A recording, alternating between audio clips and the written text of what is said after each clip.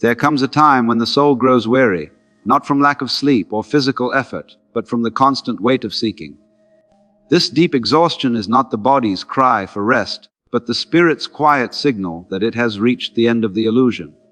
It is the moment when the mind begins to see through the endless game of chasing happiness, success, and meaning outside of itself. At first, this feeling can seem dark and heavy. You may wonder why everything that once mattered now feels empty, why achievements lose their taste, and why even the things that once brought joy feel distant. But this is not the death of your spirit, it is its awakening. You are beginning to see that no matter how much you accomplish, how much you collect, or how deeply you search, nothing outside you can fill the space within. Most people mistake this weariness for failure or despair. They believe something has gone wrong because they no longer feel motivated by the same desires that once drove them. But in truth, what is happening is something sacred. The self, which has spent years running after illusions, begins to realize the futility of the chase. The mind can no longer sustain the fiction that happiness lies somewhere, out there. The structures of belief, ambition, and identity that once seemed so solid begin to dissolve, and what remains is raw awareness, a kind of still clarity that is neither excited nor depressed. This is the quiet turning point that precedes awakening. When you become tired of everything, you are standing at the threshold between the false and the real. The false is everything you were told you must become to be worthy. The achievements, the images, the roles. The real is the simple fact of being itself, untouched and complete. The exhaustion is not against life, but against the constant pretending, the continuous reaching for what was never missing in the first place. It is as though the universe itself is saying, "Stop, be still. You have wandered enough." This moment of spiritual fatigue can feel uncomfortable, because the mind doesn't know how to be without its constant seeking. It has always measured its worth through doing, wanting, and becoming. But as you rest in this tiredness, as you stop fighting it, you may begin to sense something subtle and peaceful beneath it. You realize that the exhaustion isn't the enemy, it is the doorway. Through it, you begin to sense a deep stillness that doesn't need improvement, a presence that has always been here, patiently waiting for your attention. What awakens from this weariness is a new kind of seeing, one that no longer divides life into things to gain or lose. You stop asking, "What's next?" and begin to notice what is. The simple breath, the sound of the wind, the quiet pulse of being. This is not resignation, it is release. When the illusion of endless seeking collapses, what remains is peace. That is the true purpose of becoming tired of everything. Not to give up on life, but to wake up to it. The human mind has been conditioned to believe that happiness lies just beyond the next goal. From childhood, we are taught that life is a ladder to climb, that meaning and fulfillment come only after achievement, that peace will arrive once we reach a certain destination. So we chase endlessly. We chase success, approval, love, money, and spiritual enlightenment itself, always believing that the next step will bring the satisfaction we crave. Yet, no matter how far we run, the horizon keeps moving. The more we strive, the more distant peace becomes. Eventually, we grow tired, not merely from effort, but from the quiet realization that nothing we achieve ever feels like enough. This is the futility of constant striving, the treadmill of desire that keeps us trapped in motion while standing still.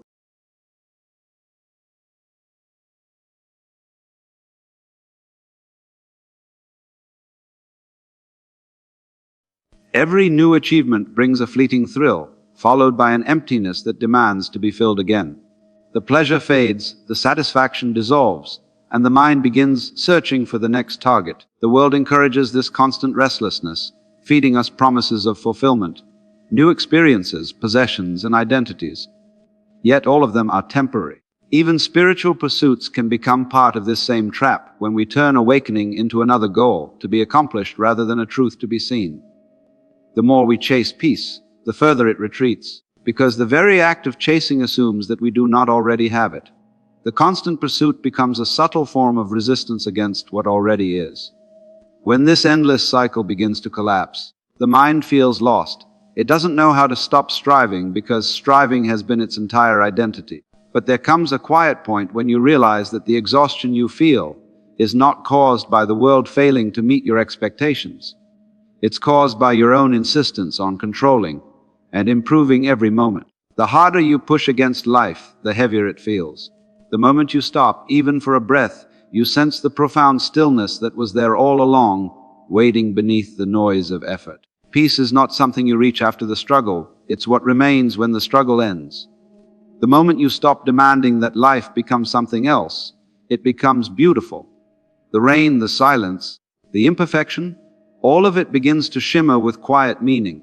You discover that life doesn't need to be conquered or perfected to be worthy of love. The truth is that the constant striving was never about finding happiness, but escaping from the fear of being still, of facing yourself as you are. Yet that stillness you avoided holds the very freedom you've been searching for. When you grow weary of striving, you begin to move differently. Not from ambition, but from awareness. You no longer run after moments, you allow them to unfold. You stop trying to hold on to life and instead you let it hold you. And in that surrender, something miraculous happens, the search ends, and peace begins, not as a prize to be earned, but as your natural state, the one that was never gone. There is a quiet power in stillness, a depth that the restless mind can never touch. Most people move through life believing that change comes through effort, through pushing, through endless correction of what seems wrong. We have been taught that every problem must be solved, every emotion must be fixed, every flaw must be improved. Yet all this fixing becomes a subtle form of resistance to the present moment. The more we struggle to make life different, the more entangled we become in our own dissatisfaction. Real transformation, however, begins not through struggle but through surrender. The willingness to stop interfering with life and allow it to be exactly as it is. When you stop fighting against what is happening, something extraordinary begins to unfold. The noise of the mind quiets, the tension in the body softens, and awareness begins to expand. Stillness is not inactivity, it is deep participation without interference. It is being fully awake to the movement of life while knowing you do not need to control it. When you stop trying to mold every experience into your preference, life begins to reveal its own rhythm, its natural intelligence. The heart begins to trust again, not because everything becomes perfect, but because you see that perfection was never the point. Acceptance does not mean passivity. It means seeing clearly. It means recognizing that this moment, with all its imperfections, is complete. When you resist what is, you divide yourself. One part of you tries to escape the other, and this inner conflict creates suffering. But when you allow everything to be as it is, the joy, the sadness, the confusion, you stop feeding that division. You discover that peace is not the absence of pain, but the absence of struggle against pain. In the light of acceptance, even discomfort loses its edge, for it is met with understanding rather than rejection. There is a deep wisdom in the natural world that mirrors this truth. The sky does not resist the passing storm, it allows the clouds to move freely. The river does not struggle against its own current, it flows effortlessly toward the sea. In the same way, when you rest in stillness, you begin to move with life instead of against it. Things that once seemed urgent lose their power, and clarity replaces confusion. You act when action is needed and rest when it is not. Life becomes a dance instead of a battle.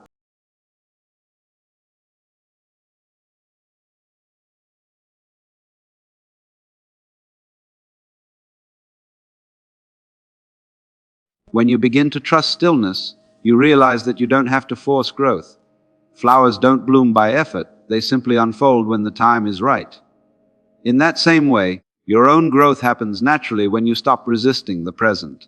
Every insight, every healing, every change arises on its own from the quiet space of acceptance. What you are seeking through striving is found in the silence between your thoughts, in the simple, undemanding awareness of being here, right now. Letting go is one of the hardest lessons a human being can learn because it feels like losing control, and control is what the mind clings to for safety.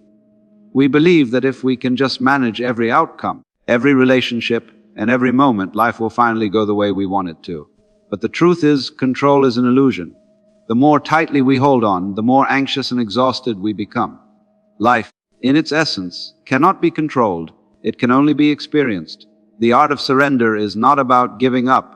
It is about trusting that life knows how to live itself through you, without constant interference from the mind. When you begin to let go, it can feel unsettling. The ego panics because it thrives on resistance. It needs something to fix, something to protect, something to prove. Yet, when you surrender even for a moment, you start to feel a deep stillness beneath the chaos. It is the same stillness that exists in nature, where everything flows effortlessly without struggle. The waves do not resist the tide, the wind does not fight its direction. This is the natural rhythm of existence, and you are part of it. When you stop forcing life to follow your script, you discover that it already moves with a kind of perfect intelligence. Surrender does not mean you stop caring. It means you stop carrying the weight of how things should be. You begin to see that your suffering was never caused by life itself, but by your constant insistence that it be different. When you let go, you release the mental tension that keeps you trapped in conflict with reality. You start to breathe again. You begin to notice that things often work out more beautifully when you're not trying to control them. In that openness, creativity and clarity return. Life becomes lighter because you are no longer fighting it. The freedom of surrender is not found in retreating from life, but in engaging with it from a place of trust. When you surrender, you act not out of fear or desperation, but from a quiet knowing. You begin to flow with life's rhythm instead of swimming against it. You stop trying to predict every wave and start learning how to ride it.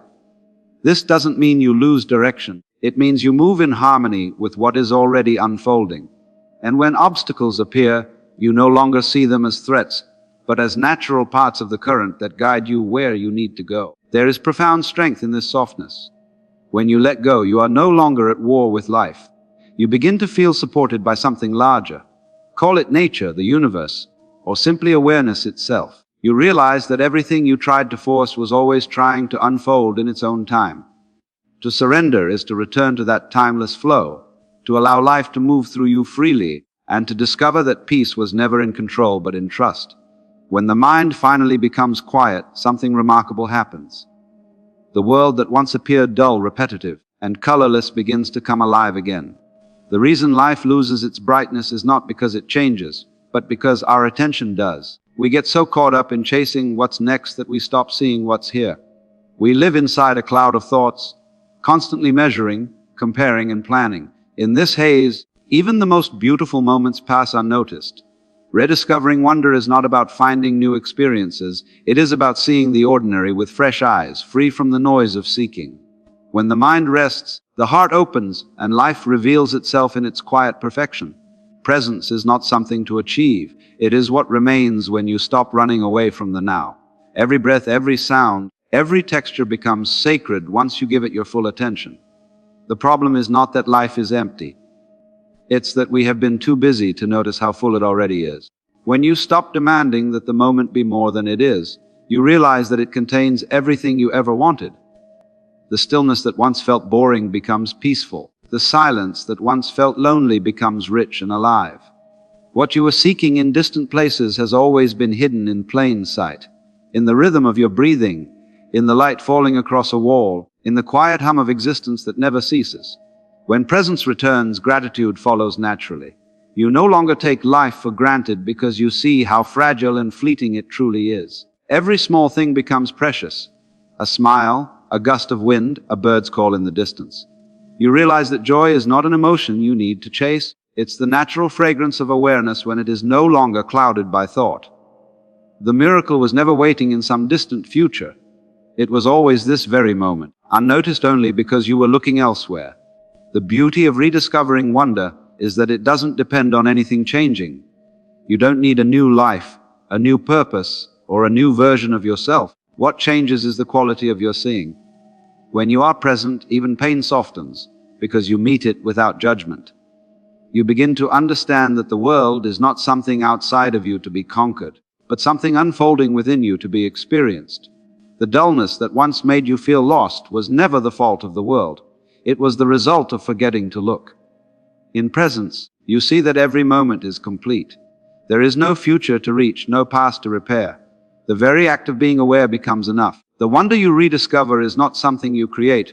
It is the natural radiance of consciousness itself, shining quietly behind every thought, every breath, every heartbeat. And in that realization, life once again feels luminous, effortless, and profoundly whole.